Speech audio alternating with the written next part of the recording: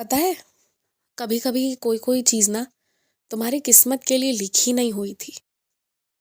कुछ चीज़ें तुम्हें नहीं मिलने वाली थी, लेकिन आज ना वो चीज़ें तुम्हारे पास है और तुम उसे भूल भी चुके हो। मतलब वो ऐसे आशीर्वाद हैं अब जैसे तुम भूल चुके हो। वो तुम्हारे रोज़मर्रा के दिनचर्या की चीज़ें बन चुकी हैं, जैसे तुम्हारा नौकरी करना, जैसे तुम्हारा जीवन को जीना, आगे बढ़ते रहना।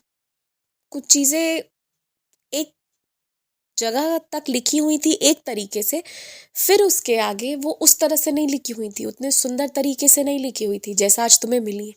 वो उसके बाद कुछ अलग तरीके से लिखी गई थी। पर तुम्हारा मेहनत इतना था और तुम्हारी विचार इतनी सकारात्मक थी ना, इतनी सकारात्मक विचार और धीरे धीरे ही सही, पर लगातार कोशिश करते रहने की आदत, कि उसने ना सब बदल कर ही रख दिया अंत में। और बदलाव किया तो ऐसा किया कि वो तुम्हारी मामूली सी जो दिनचर्या है ना, जो तुम्हें लगती है, जो इतनी सुकूनदायक भी है एक तरह से देखो तो, वो थी नहीं दरअसल तुम्हारे लिए कुछ और था। लेकिन तुम्हारी कड़ी मेहनत, तुम्हारी जिद और तुम्हारा भरोसा, मतलब तुमने कभी सोचा ही नहीं कि ये चीज़ मुझे नहीं भी मिल सकती है। तुमने हमेशा अच्छा सोचा, हमेशा मेहनत किया, इसलिए तुम्हें मिली। और अगर ये बात मैं तुम्हें बता रहा हूँ तो सिर्फ इसलिए बता रहा हूँ कि तुम निरंतर प्रयास करते रहो, तुम्हें अच्छी चीज़ें मिलेंगी। तुम्हें कोशिश करते रहना चाहिए। आज जिन चीज़ों के नहीं मिलने पर हार रहे हो ना, अगर अच्छे से मेहनत करके शुरू करोगे, पूरा अभ्यास करके, तो हारोगे नहीं, तो सफलता मिलेगी, ख्याति मिलेगी। और पता है, मैं बहुत सुबह सुबह मैंने ही तुम्हें आवाज़ लगाया था और इसलिए आज तुम्हारी नींद खुली, वरना तुम अभी सोए रहने वाले थे। शर्म में मत पड़ो कि तुमने अपनी आवाज़ किससे सुनी है, मेरे से सुनी है। मैंने आवाज़ लगाई थी, तुमने मुझे बिल्कुल देखा नहीं है, पर तुमने सुना है जो, वो मेरी आवाज़ थी। और भला मैं अपने बच्चे को उठाने क्यों ना आऊँ? तुम प्यार से बुलाओ, सरलता से बुलाओ, मैं आ जाऊँगा। और इसलिए मैं आ गया तुम्हें उठाने। तुमने मेरी पिछले दिनों खूब सेवा की है, खूब समय निकाला है मेरे लिए, खूब अच्छे से मेरे लिए सब कुछ तुमने किया है।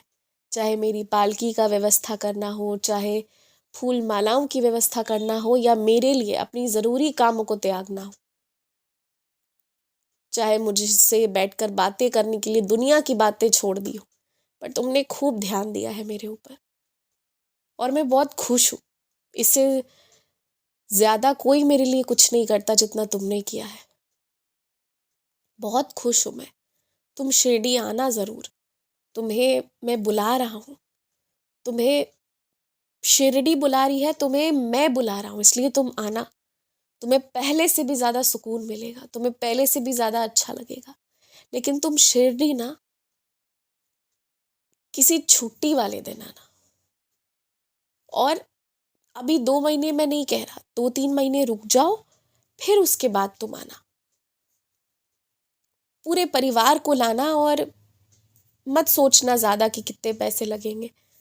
नहीं होगा तो मैं आने जाने की जो भी खर्च आएंगे ना, वो तुम्हें किसी अलग स्रोत से उतना तुम्हें मिल जाएगा। ऐसी मैं कोई व्यवस्था कर दूंगा, उसकी तुम चिंता मत करना। पर एकदम आना तुम शिरडी, और तुम्हें बहुत सुकून मिलेगा। जब तुम मेरे समाधि दर्शन करोगे ना, तुम्हें मेरे साक्षात दर्शन होंगे और तुम्हें इतनी शांति मिलेगी, इतना अच्छा लगेगा ना, कि तुम फिर पुनः बार बार शिरडी आने का सोचोगे। और जिन लोगों को कोई भी समस्या है ना, किसी को शारीरिक समस्या है, किसी को मानसिक समस्या भी है, जो दवाइयाँ चल रही हैं, जो अस्पताल ले जा रहे हो, सब ठीक है, पर उन्हें एक बार अगर हो सके मुमकिन तो शिरडी लेकर आना। और एकदम से कहोगे एक रात पहले कि कल शिरडी जाना है, तो वो नहीं आएंगे। तुम आज से अपने घर पर मेरे भजन बहुत कम देर के लिए, जिन्हें मेरे भजन से चिड़चिड़ाहट होती है ना, उनके सामने 1 से 1.5 मिनट से ज़्यादा भजन मत बजाना। पर यहाँ से शुरू करो, एकदम हल्के भजन बजाना शुरू करो। और ऐसे भजन बजाओ, ऐसी सरल भाषा वाले जो उन्हें समझ में आए। तुम्हें तो मेरी किसी भी भाषा में भजन होती है, तुम तो कुछ भी सुनते हो, क्योंकि तुम प्यार करते हो मेरे से। पर उन्हें तुम बस उस भाषा में सुनाना जो उन्हें समझ में आए और सबसे सरल जो हो, जिसमें बहुत गहराई से बातें ना कही गई हो, ताकि वो ऊपर ऊपर से समझ पाए। और 1-1.5 मिनट बाद अपने आप ईमानदारी से बंद कर देना, किसी के चिल्लाने का या डांटने का इंतजार मत करना। और करके देखो ऐसा, ये जो तुम 1-1.5-2 महीने करोगे ना, तुमसे तो वो सीधे से नहीं कहेंगे कि देखो वो मुझे थोड़ा थोड़ा पसंद करते हैं, पर तुम्हारे संग में शिरडी आएंगे। और अगर उनका पाँव शिरडी में पड़ गया ना, एक बारी वो सब शिरडी में आ गए, तो उनका हृदय परिवर्तित हो जाएगा, मन परिवर्तित हो जाएगा, जीवन सुख से भर जाएगा। इसलिए शिरडी आना, सबको लेकर आना। अक्सर शिरडी आने के बाद सबके मन में ये उम्मीद रहती है कि मैं किसी एक वृद्ध व्यक्ति के रूप में दर्शन दूं। और अगर तुम्हारा ऐसा मन होगा तो मैं चलो ऐसे भी दर्शन दूंगा, लेकिन मैं वैसे दर्शन भी दूंगा जैसा मैंने सोचा है तुम्हारे लिए और तुम्हारे परिवार के लिए, जो तुम्हें उस क्षण नहीं पता चलेगा। तो बहुत पहले से मैं तुमसे कह रहा हूँ कि अब की बार शिरडी आना, मैं तुम्हें बुला रहा हूँ।